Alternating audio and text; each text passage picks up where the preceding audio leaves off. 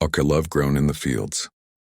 The tractor engine died with a shudder, and in that sudden silence, Maya heard something she hadn't heard in months. Her own breathing, ragged and uneven, as she stared at the foreclosure notice crumpled in her oil-stained hands. The family farm that had nourished 3 generations was slipping through her fingers, like the rich Mississippi soil she'd grown up turning, with her bare hands, and she had exactly 60 days to save it or lose everything her grandmother had built from nothing. Maya had returned to Greenwood County 2 years ago when her grandmother fell ill, trading her journalism career in Atlanta for dawn risings and calloused palms. She'd promised Grandma Rose on her deathbed that she would keep the farm alive, would honor the legacy of the woman who'd raised her when her own parents couldn't be bothered. But knowing how to work the land and knowing how to make it profitable in an age of corporate agriculture were 2 entirely different things. The organic vegetable operation barely broke even.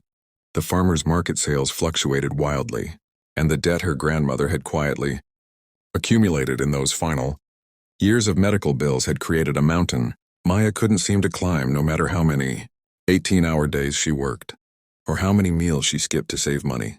The morning after receiving the foreclosure notice, Maya stood in the fields at sunrise, watching the mist rise from the rows of tomatoes and squash. Like ghosts abandoning a sinking ship, she was so lost in despair that she didn't hear the footsteps approaching through the dewy grass until a voice, warm and slightly breathless, broke through her thoughts. A woman stood at the edge of the property, camera in hand, apologizing for trespassing but explaining that she was documenting rural farms for a photography project and had been captivated by the way the light hit Maya's fields. Her name was Claire Whitmore, and she had moved to the area 6 months ago, buying the old Henderson place 2 miles down the road, hoping to find inspiration away from the city and the painful memories of a relationship that had imploded spectacularly. Claire was everything Maya wasn't, polished where Maya was rough, soft-spoken where Maya was blunt, dressed in flowing fabrics that seemed impractical for country living, while Maya wore the same 3 pairs of work jeans until they fell apart. Yet something in Claire's gray eyes held a sadness that Maya recognized, a loneliness that mirrored her own. And when Claire asked if she could return to photograph the farm through the seasons, Maya found herself agreeing despite her usual tendency to avoid strangers. Over the following weeks, Claire became a fixture in Maya's mornings, arriving with the sun to capture the farm in its golden hour glory, and slowly, tentatively, they began to talk about more than just lighting and composition. Claire learned about Maya's grandmother, about the promise made and the crushing weight of trying to honor it alone. Maya learned about Claire's flight from a toxic relationship, about the woman who had slowly eroded Claire's confidence until she barely recognized herself in the mirror, about the courage it had taken to pack a single suitcase and drive until the city disappeared behind her. They shared coffee from Maya's ancient thermos, sitting on the tailgate of the pickup truck, and their conversations wandered from the practical matters of farming to deeper territories, dreams deferred, families who didn't understand, the particular loneliness of living authentically in places that weren't always ready to accept women who loved women. The attraction grew like the plants in Maya's fields, slowly at first and then with undeniable force. It was in the way Claire's hand would linger when she helped Maya tie up tomato plants, in the way Maya caught herself watching Claire moved through the rows with her camera instead of focusing on her work, in the nervous electricity that crackled between them when they stood too close. But Maya kept her distance, convinced she had nothing to offer except debt and uncertainty, while Claire held back, terrified of misreading signals and scaring away the first person in years who made her feel genuinely seen. Everything shifted on a sweltering July afternoon when a sudden storm rolled across the fields with violent intensity. Claire had stayed later than usual, and they barely made it to the old barn before the sky opened up. Rain hammered the tin roof with deafening force, and lightning illuminated the dim interior in stark flashes. They stood there dripping and breathless, and in that charged atmosphere, with thunder shaking the foundation and rain creating a wall between them and the outside world, Maya finally broke. She confessed everything: the foreclosure, the failure she felt gnawing at her constantly, the fear that she was letting down the woman who had saved her, the loneliness that made her bones ache even in a crowded farmer's market. And then, voice cracking, she admitted what terrified her most. That she was falling for Claire and had no right to drag someone into the wreckage of her life. Claire's response was to close the distance between them, to cup Maya's face and hands still soft from city living, and to kiss her with a tenderness that made Maya's knees weaken. When they finally pulled apart, Claire's eyes were bright with tears that had nothing to do with the storm. She told Maya that she had spent years in a relationship with someone who had everything: money, status, security, and had been absolutely miserable, that she'd rather face uncertainty with someone real than comfort with someone who made her feel small.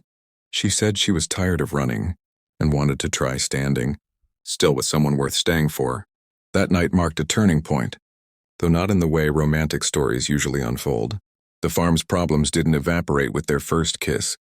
The debt remained, the foreclosure deadline approached with merciless speed, and the physical labor of keeping the operation running still demanded every ounce of Maya's strength. But now she didn't face it alone. Claire threw herself into understanding the business side of farming with the same intensity she brought to her photography, spending long nights researching grant programs for small organic farms, sustainable agriculture initiatives, and community-supported agriculture models that might create more stable income. She discovered a state program for heritage farms that offered debt relief and technical assistance. And together they spent 48 sleepless hours assembling an application that laid bare every financial struggle and every hope for the farm's future. The wait for the program's decision was agonizing, made worse by the whispers that began circulating through town as people noticed. Claire's truck parked at Maya's farm from dawn until well after dark. Greenwood County wasn't overtly hostile to people like them, but it wasn't exactly progressive either, and the sideways glances and suddenly quiet conversations when they entered the feed store together created their own kind of pressure. Maya, who had lived closeted during her grandmother's illness to avoid adding stress, now faced a different choice: retreat back into invisibility or claim her truth publicly. Claire, still healing from the wounds of her past relationship, struggled with her own demons, the voice in her head that whispered she was too much, too broken, too difficult to love. They nearly fell apart in late August during a heat wave that shriveled crops and shortened everyone's temper. An argument about whether to accept a loan from Claire's family, money that would save the farm, but that Maya saw as proof she couldn't make it on. Her own escalated until harsh words were thrown like weapons. Maya accused Claire of trying to fix her like a broken project, while Claire shot back that Maya was so determined to suffer alone that she pushed away anyone who tried to care. They spent 3 days apart, 3 days during which Maya realized that her grandmother's legacy wasn't just the land itself but the love that had made it a home, and that accepting help wasn't weakness but the kind of strength that came from trusting someone enough to be vulnerable. Claire spent those same days understanding that loving someone didn't mean rescuing them but standing beside them while they fought their own battles, offering a hand without demanding they take it. Their reunion was tearful and honest, full of apologies and promises to communicate better, to trust more, to remember that they were building something together rather than two separate people, temporarily occupying the same space. They didn't take the loan from Claire's family, but they did accept the small gestures of support that started appearing. Anonymous donations to the farm stand, neighbors suddenly interested in buying produce subscriptions, the local restaurant owner who'd been quietly watching their relationship unfold and who approached Maya about supplying vegetables for his farm-to-table menu. The letter from the State Heritage Farm Program arrived on a Tuesday morning in September, and Maya's hands shook so badly that Claire had to open it. They'd been accepted. The program would restructure the debt, provide 3 years of technical support and marketing assistance, and designate the farm as a protected agricultural heritage site. Maya collapsed onto the porch steps and Claire sat beside her, and they held each other while tears of relief soaked into each other's shoulders. The farm was saved, but more than that, they had saved each other in ways that had nothing to do with money or land. If this story has touched your heart, if you've felt the weight of trying to honor a promise or the fear of opening yourself to love again, please take a moment to like this video and Share it with someone who needs to be reminded that struggling doesn't mean failing and that accepting help is its own kind of courage. Your support helps these stories reach the people who need them most. And in a world that often feels too harsh, that small act of engagement creates ripples of connection that matter more than you might realize. The harvest that year was abundant, and Maya and Claire decided to host a community dinner in the fields. Long tables set up between the rows where Claire had first photographed the morning light and where they had weathered storms both literal and metaphorical. People came from across the county, some out of curiosity, some out of support, some because the food was excellent and free. As the sun set and lanterns were lit and laughter filled the spaces between the corn stalks, Maya stood with Claire's hand in hers and realized that her grandmother's legacy was alive not just in the soil but in the community they were building, in the courage to live authentically, in the love that had grown as surely as the crops they tended. Before we reach the end of this story, I want to ask something special of you if you believe in the power of love to transform even the hardest circumstances.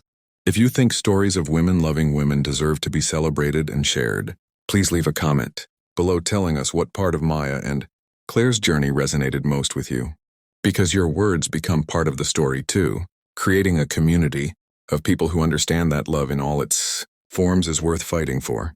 The farm thrived in the years that followed, and so did Maya and Claire, learning to navigate the challenges of running a business together, of being visible as a couple in a small town, of balancing Claire's photography career with the demands of agricultural life.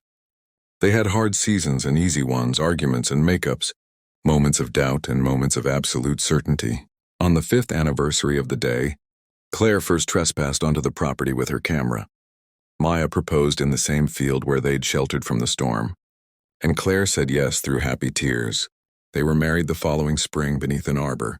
Claire designed and Maya built, surrounded by vegetables in various stages of growth and people who had learned that love grown in the fields, tended with patience and watered with tears, produces the sweetest harvest of all.